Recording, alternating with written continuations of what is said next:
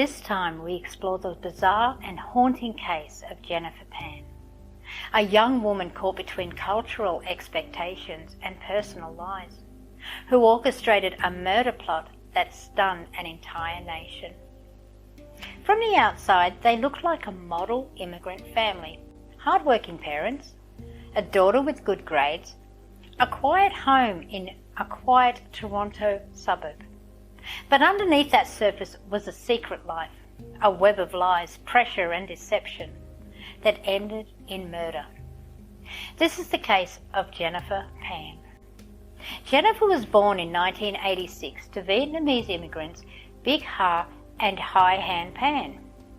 They had fled Vietnam, hoping for a better life in Canada.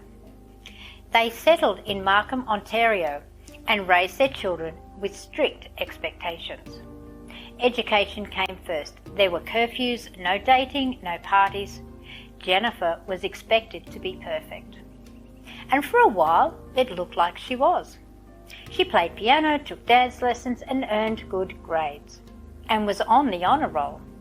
Her parents proudly told others she was studying pharmacology at the University of Toronto, that she would become a doctor, and none of it was true.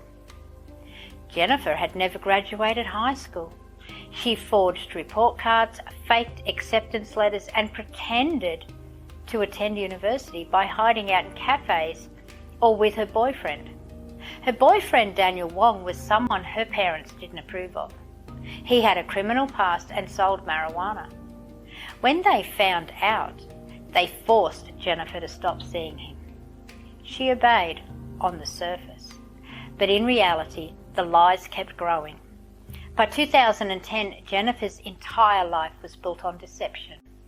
Her parents believed she was still in school, still headed for a career in medicine. But the truth was unraveling, and Jennifer was desperate to hold on to it. She reunited secretly with Daniel, and together they came up with a plan. At first it was supposed to be simple. Hire someone to scare her parents, maybe rob the house. She thought if her father got hurt, she could live freely. Eventually, the plan escalated. They would kill her parents, she would inherit money, and they could finally be together without lies. On the night of November 8, 2010, Jennifer unlocked the front door of her family's home and went upstairs. She texted the killers. A short time later, 3 men entered the house. Jennifer claimed she was tied to the stair railing while her parents were forced into the basement. She said she could hear them pleading, then gunshots. Her mother, Beach, was shot 3 times and died at the scene. Her father, Han, was shot in the face but survived. The killers fled. Jennifer dialed 911 in tears, telling the dispatcher they had been robbed and attacked. But her story didn't add up. Police noticed strange details. Why was she left unharmed while her parents were shot? Why had there been no signs of forced entry? Over time, her story changed. Inconsistencies piled up, and her father, miraculously recovering, told police something that shattered her version of events. He had seen Jennifer talking to one of the intruders like she knew him. She wasn't tied up when the shooting began, and she had no look of fear on her face. Police reviewed her phone records. They found deleted messages to Daniel Wong and others connected to criminal activity. They uncovered text conversations planning the attack down to the minute. They found internet searches for how to hire a hitman. So Jennifer was arrested and charged with first-degree murder, attempted murder, and conspiracy. So were Daniel Wong and the 3 men who entered the house.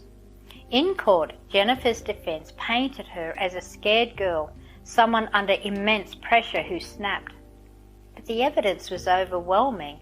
She had orchestrated every part of the plan. She had lied for years, and when her world started to collapse, she chose murder over truth. In 2015, Jennifer Pan was convicted and sentenced to life in prison with no chance of parole for 25 years. Her co-conspirators received the same sentence. The courtroom was packed. Her father, who survived the attack, testified against his daughter. He said he lost everything: his wife, his health, and the daughter he thought he knew. The case shocked Canada. How could a girl who seemed so obedient, so successful, be capable of planning her mother's murder? How could someone lead a double life for so long? The truth is complicated. Jennifer Pan lived in fear of disappointing her parents. She felt trapped between cultures, one that demanded academic success and another that encouraged independence. But instead of facing the truth, she chose to lie and then to kill. Her story is a cautionary tale about pressure, identity, and the devastating consequences of living a life built on secrets. The Pans had sacrificed everything for their children, and in the end, they were betrayed in the worst possible way. Jennifer had chances to stop, to tell the truth, to take responsibility, but she didn't, and it cost her everything. Her mother is gone, her father, permanently scarred, lives with the loss every day, and Jennifer will spend decades behind bars.